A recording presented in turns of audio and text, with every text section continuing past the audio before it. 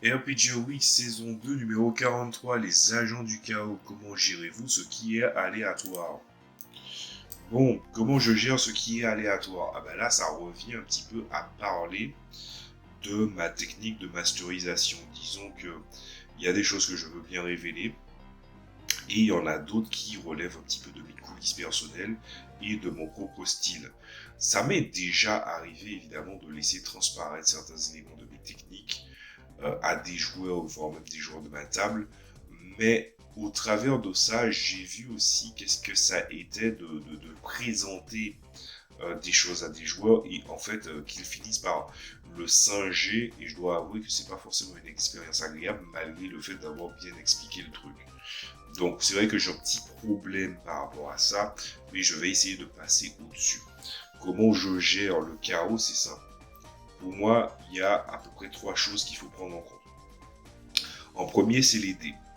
Les dés sont des bons éléments et des bons facteurs pour pouvoir gérer l'aléatoire. Tu peux essayer d'avoir en fait des valeurs bien précises et ensuite venir gérer dans des variables. Donc ça, c'est le premier point. Ensuite, il y a la seconde étape. Et celle-là, vous la connaissez très bien puisque j'en parle assez souvent. J'utilisais soit des paquets de 54 cartes, soit des cartes de tarot. Voilà.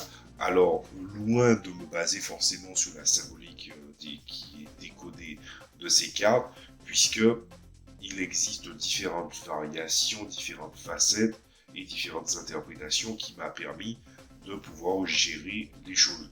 Le truc, c'est qu'avec le tarot, en fait, il y a tellement une cohérence dans ce que le monde a raconté, l'univers qui est considéré un peu comme un joueur selon ma philosophie de jeu, fait que justement, quand les tarots s'expriment, je vois quand même la continuité qu'il y a derrière tout ça. Ensuite, il y a le troisième aspect, c'est tout simplement les livres de table aléatoire ou les livres qui ont un rapport avec la gestion de l'aléatoire, qui peuvent aussi être rentrés en ligne de compte.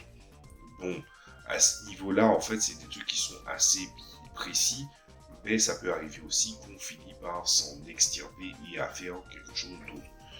Je peux utiliser ces 4 éléments-là et en fait jongler sur les différents aspects. Je ne serais même pas capable de vous dire à quel moment je juge important de faire ci par rapport à ça, parce qu'en fait c'est des choses qui finissent par se révéler d'elles-mêmes. Voilà, c'est un processus naturel, une certaine alchimie avec les objets. Il y a toujours une place pour l'aléatoire et le chaos, et aussi pour l'harmonie.